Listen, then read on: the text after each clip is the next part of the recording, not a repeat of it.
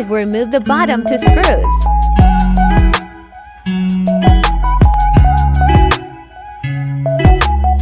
Step 2. Use hair dryer or heat gun to soften up the adhesive.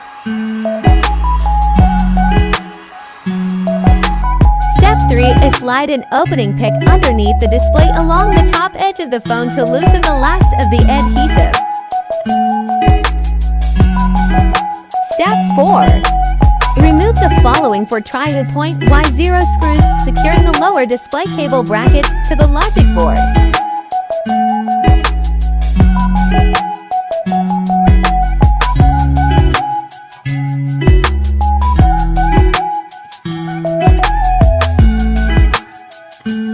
Step 5. Remove the bracket that secures the home and touch ID sensor and the front camera flex.